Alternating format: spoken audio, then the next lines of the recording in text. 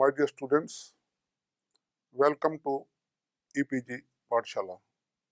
I am Dr. M.P. Stija, Professor retired from the Department of Library and Information Science, Guru Nanak Dev University at Amritsar. We have to discuss today the work of classification making in the verbal plan. This plan is also very important after the work in the idea plan. After making a map of entities or the universe of knowledge to be classified, we shift the next phase of work called verbal plan. In idea plane, we dealt with pure concepts without proper names or even without names, as if pure ideas in the mind. But the concepts, howsoever important, cannot be communicated if not given proper names or some identity, mostly in the language. We need to make them somewhat concrete, so to speak, in order to handle them and work on them and communicate them. Language is a dress of thought, has been said rightly, and it brings them out of the realm of mind. Naming an idea or concepts make it communicable. Concepts, when given proper and unique names, are called terms. Science of terminology is a system of terms which uniquely represent a concept in our language. But the language used for this purpose is controlled and selective, though it is drawn from the language that we speak or listen in our day-to-day life and work. This controlling and use of selective language in our field is called vocabulary control, which is important for designing classification and indexing systems and also for dictionaries or glossaries. Such tools are very essential for exact communication in science, research, business, law, and of course, information retrieval in libraries. This work of vocabulary control is carried out in the verbal plan. It is important if we want to reap the benefits of hard and scientific work in the idea plan that we did. In this module, we will learn the importance of terminology and also study principles to coin terms, new terms to convey our ideas properly, fully, and correctly. As Ranganathans formulated many canons for the terminology work in this verbal plan. Verbal plane. Work in the idea plane is with pure concepts, without specific, concrete, or pakka names given to them. An idea without a name cannot be conveyed at all, not to speak of properly. If idea plane is a message, verbal plane is its linguistic expression. Language is the dress of thought, said the famous Dr. Samuel Johnson. In this phase of classification work, we give standardized and pakka names to the concepts arranged in arrays, chains, and filtry sequence as we did it in the idea plane. Ideas are something airy in the mind. They cannot be well expressed and communicated without having their proper names. In this phase or plane, we dress the airy ideas in proper and visible garments of language of standard terms to handle them, to convey them, to communicate them. In the field of sciences and all other technical subjects like art, accountancy, politics, or literary criticism, these standardized names for concepts are known as terms.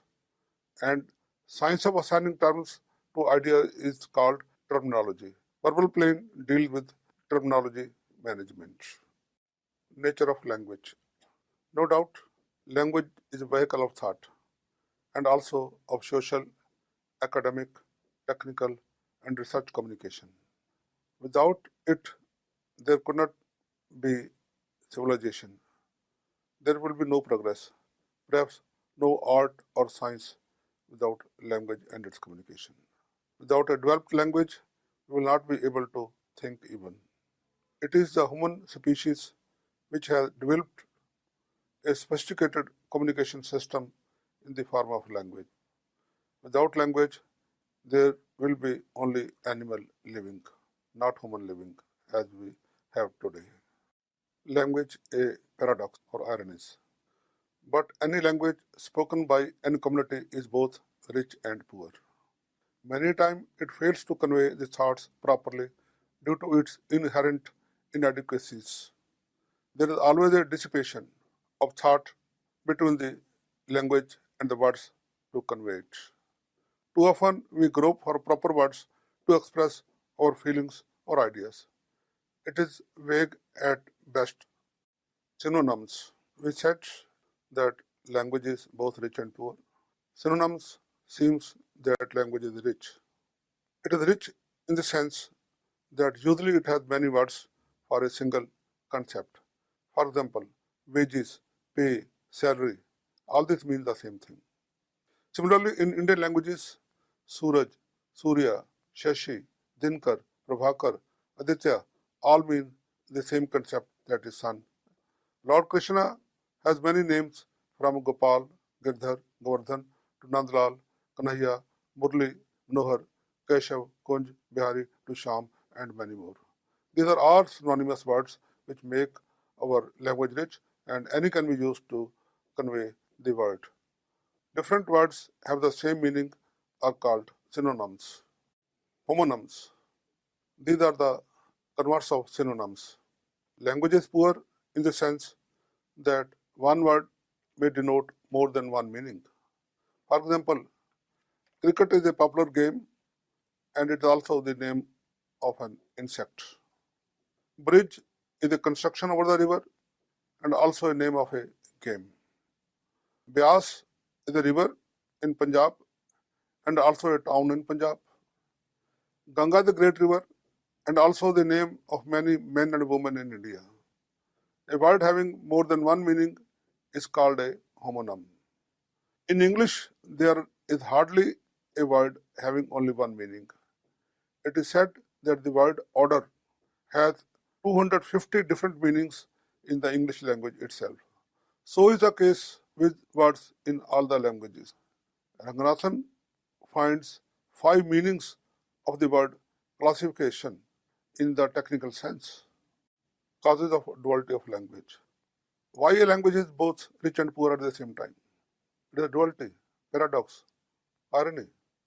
Homonyms and synonyms grow naturally in all the languages depending upon culture and physical environment. Nobody makes them. They grow as the flowers grow wild automatically. A desert dweller has many words for sand. In India, we have individual terms for different family relatives, whereas in English, the term uncle stands for many different relations. Indeed, language is social and culture. These are vitally useful for literary writers. Homonym synonyms make a language interesting, imaginative. They make the writing flexible, delicious, imaginative, playful, and rich with aesthetics pleasure. It is a boon for the fiction writers or literary writers. Various interpretations give birth to creativity, imagination, and that leads to also enjoyment and your own interpretation. Barriers. Linguistics, terminology, semantics are vital to classification and communication in every sense. Language, like classification, is the ultimate retrieval text. Paradoxically, the very importance of language has lured many to reject systematic classification and use uniterm, keywords, and free text for information searching and retrieval. But the uncontrolled vocabulary filled with ambiguity, redundancy, and omission has made mess of information retrieval. It has become a barrier to what it is supposed to facilitate. Synonyms and homonyms are a great barrier in professional communications. even harmful for legal and business transactions, science, and research communications. What is a boon for a literary author is poisonous for a scientific writer. Homonyms and synonyms are classification records, says Phyllis A. Richmond. For information retrieval, use of uncontrolled vocabulary is disastrous. In science and technology communication, we should be precise to the extent that one word should have one and only one meaning, and vice versa, that one meaning should be given to only one word. It means an ideal or perfect situation of one-to-one correspondence between concepts and terms, though it is hardly realized. That is, language of any science and academic field of study and research should be strictly free of homonyms and synonyms, because these homonyms and synonyms, though very useful in our daily language for aesthetics, for literature, are very harmful, just like weeds in science communication. It has already been achieved to a great extent in natural sciences and the related fields. Social sciences, including library science and information science, are struggling for the standardization of terminology in their disciplines, and the work seems quite far off. Majority of a discipline of knowledge can easily be measured by its standardized terminology. The rule is very clear and precise. The terminology, more the rigorous the terminology, more rigorous the science. That's why natural sciences are hard sciences, as they are called, and social sciences, where terminology is not as rigorous, are called soft sciences. Ultimately, perfect and concise, precise terminology expedites all types of information exchange in every field. Terminology management is essential for documenting and promoting consistent use of words. Vocabulary control, organizational efforts. Homonyms and synonyms cannot be controlled in a society, but for technical languages in professions, they are necessary to be eliminated. So there have been many efforts by different international organizations and national organizations to control the language, and it's also known as vocabulary control or scientific terminology. The 1980s was called the decade of languages. According to an estimate, more than 10,000 tools exist for standardization of terms in various languages. Many countries have established their academies for purity and progress of language, which makes up the work of terminology standardization. At the international level, for technical terminology, the Technical Committee of the International Standards Organization, ISO TC 37, established in 1952, is charged with the promotion of international standards for terminology management. TermNet, the international network for terminology, was founded on the initiative of UNESCO with the aim to establish a network for cooperation in the field of terminology. In 1988, it was registered as a non-profit organization, that is NGO. It provides an international cooperative forum of global network for creation of technical terminology in Indian languages. The Government of India, under the Human Resources Ministry, established in 1961 the Commission for Scientific and Technical Terminology (CSTT) of MHRD. Work of Ranganathan. S. Ranganathan always urged librarians to learn and use technical terminology of library science for research and communication in our field. He also advised librarians to learn the technical terminology of other subjects for better information retrieval and to provide satisfactory reference service to scholars of various subjects who come to them. Use of standard terminology or controlled vocabulary is essential in assisting users in their search of databases, OPACs, or manual catalogs. These, in the form of terminological databases, always assist in human or machine translation also. Ranganathan always used well-defined technical terms in all his writings and has left a treasure trove of technical terms as a legacy for us. It is our bounden duty to use and further develop the terms of library information terminology coined by him. Language is living and dynamic. Language, including technical language, being a living and dynamic entity, keeps changing in many ways. New terms are coined to convey new concepts and theories. Some old terms are deleted as they become obsolete with time and not used by scientists or by their professionals. Some of the terms even change their meanings over time. Meanings of a word may differ from discipline to discipline and across cultures. Stages and dialects of a language prove this. In our discipline, old terms such as open access, browsing, networks have acquired different meanings in the electronic environment. Terminology management. Ranganathan has mostly dealt with choice, that is currency, and display, that context of terms in classification schedules. More important is the selection of terms for construction of a vocabulary or for making classification schedules. Elaine Synonyms has given the following principles for selection of terminology. Literary variant. It means the terms for inclusion in the controlled vocabulary should be derived from published literature. This should not be imaginative. User variant. For making a terminology user-friendly, common usage has become a deciding principle for selection of terms for vocabulary control. Scholarly usage. Sometimes scholarly usage is favored over common usage, but it is only essential that when the information retrieval is meant for advanced researchers and practitioners of the specialized field, we have to use scholarly language. Ranganathans' views.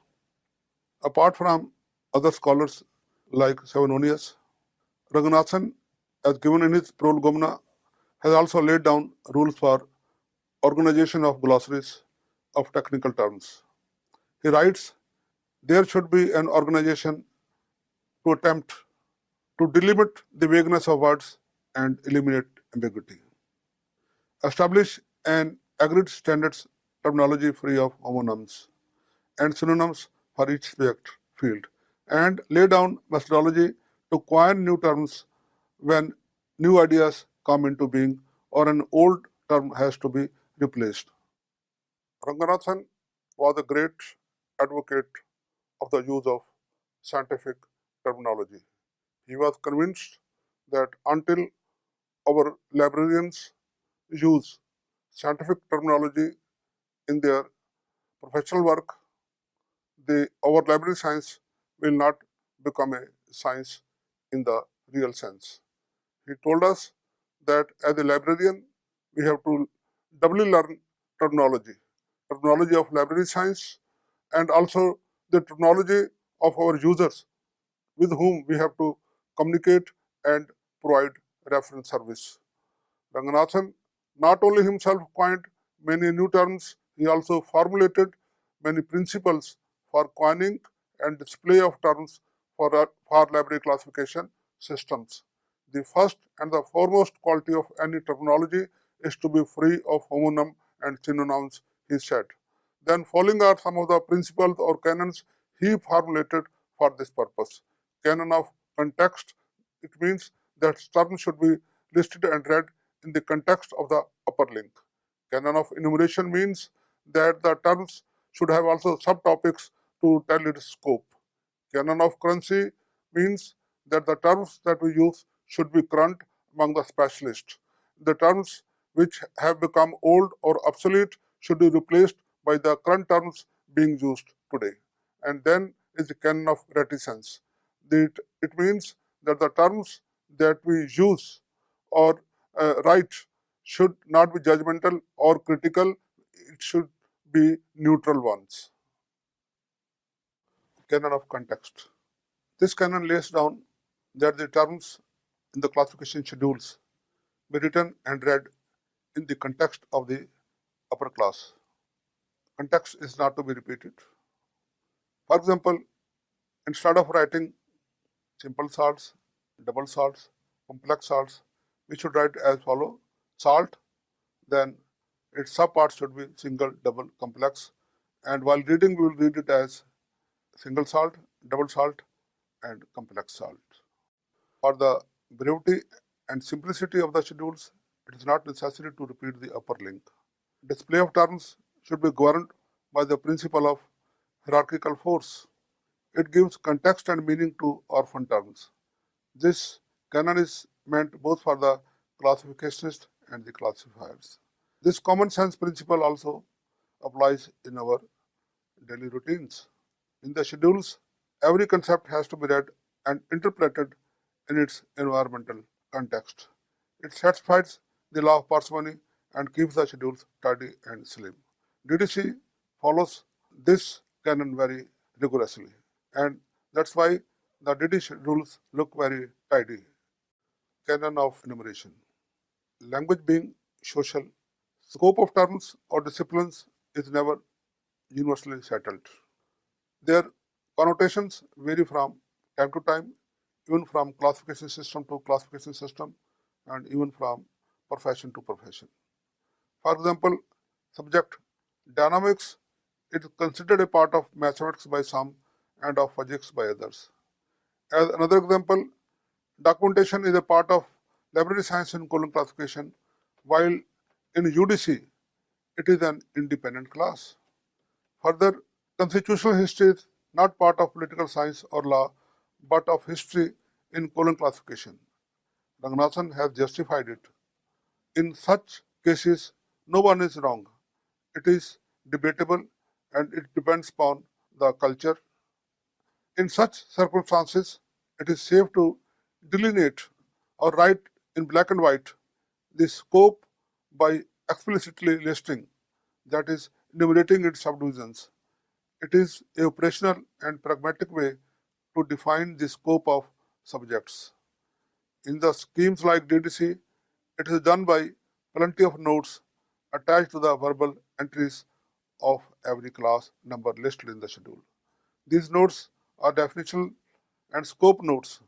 These are class here notes and class elsewhere notes to bring out uniformity in deciding the scope or area of a class.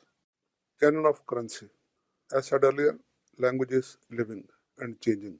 Terminology in any discipline is not static or frozen. It is always dynamic and moving and changing.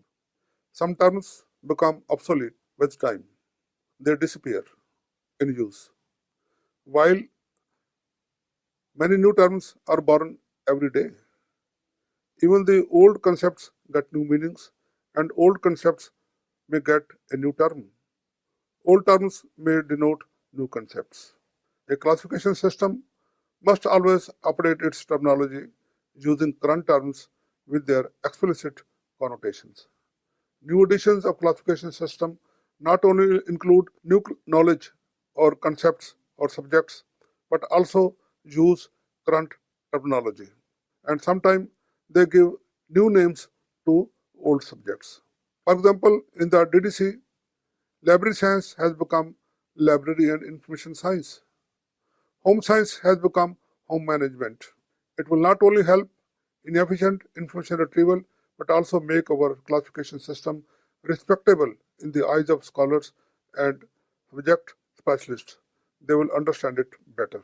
This canon of currency lays down that terms used to denote a class in a scheme for classification should be one current among those specializing in the subject field covered by the scheme. Canon of reticence. This canon means or dictates that the terms that we use in the schedules of classification should neither be judgmental nor critical. The librarian should be neutral. It should not be opinionated. The fourth edition of the Dewey Decimal Classification used the term humbugs for parapsychologists. As another example, one should not use the term major or minor authors while dividing literary writers. It could be hurting to someone. It is not proper for librarians to categorize authors so to be contemptuous of a subject believed by others. Literary historians may describe authors in such terms, but not the librarians or the classification makers. A classification system should use current and neutral terms. Canon of consistency.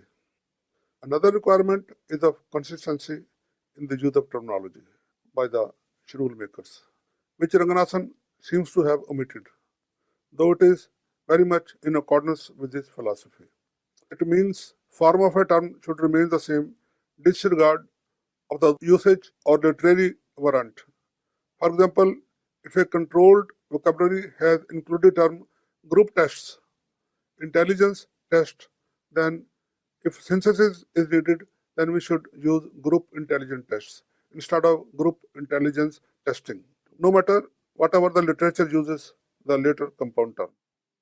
Ideas, important ideas, every idea need a language to be conveyed. Language is a vehicle of thought. Otherwise, ideas will remain in the mind unknown to other persons. But at the same time, it is paradoxically said that the language that we use is also some sort of barrier in communication. It becomes a barrier when we do not close our ideas properly in the right language, in the right words. That's why we work in the verbal plan to coin right terms for the ideas to be conveyed in our classification schedules and also in the scientific work of making terminologies or in the what's known as vocabulary control. In the verbal plan, we assign standard terms to the concepts in the idea plan. Verbal plane gives concrete names to the airy concepts in the idea plane by clothing them in standardized terminology which is known to others. A standardized language free of homonyms and synonyms terminology is vital for any science communication and to serve as an indexing language for information storage and retrieval. Otherwise, our information storage and retrieval system will not be efficient. Recall and relevance are the chief concern of any controlled vocabulary for information retrieval. So, in a schedule of classification, terms should be current and written and read in the context of the upper link. Their definition and scope can be best determined by enumeration. That's by listing its scope and the subterms and other subtopics. The terms that we use in our classification schedules or in our indexing terminologies should be current, not absolute, but not judgmental or critical. We should be reticent, and their form should be consistent throughout the given system.